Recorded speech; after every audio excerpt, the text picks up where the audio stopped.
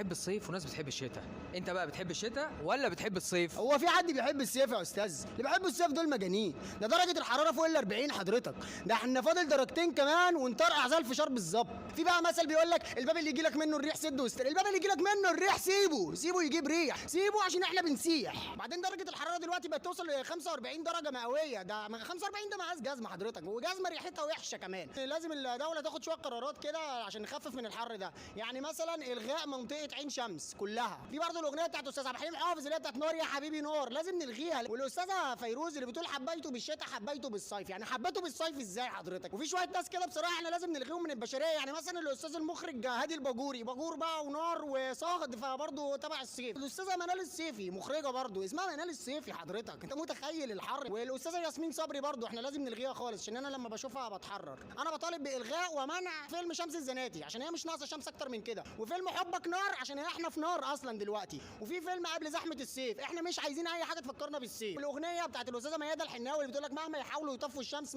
هم بيحاولوا يطفوا الشمس وانت اللي منعاهم. وبعدين احنا كل ده بسبب الاستاذه ام كلثوم على فكره. ليه؟ لان هي اللي كانت عماله تقول للشمس تعالي تعالي تعالي. اهي جت يا استاذه ام كلثوم. الوحيده بصراحه اللي نصفتنا في الموضوع ده كله استاذه نرمين الفقي في المسلسل بتاع استاذ يحيى الفخراني، كانت بتقول يا شمس يا منوره غيبي، ابوس ايدك غيبي. وفي اغنيه حضرتك بتقول حلاوه شمسنا، حلاوه شمسنا، حلاوه شمسنا، دي حلاوه امك دي مش انت، يعني انا بتكلم عنه. يا حبيبي انت كده لغيت كل حاجه، امال هنسيب ايه يعني؟ لا هنسيب حضرتك، هنسيب فيلم شورت وفانيلا وكاب عشان ده يبقى الزي الرسمي بتاعنا كلنا، وهنسيب فيلم رسائل البحر، هنسيب فيلم صايع بحر برضه، واي حاجه فيها بحر، حتى اغنيه بحر الهوا غدار غدار غدار مالكش دعوه احنا عايزينه اهو بحر. عايز تقول حاجه تاني في اخر الفيديو؟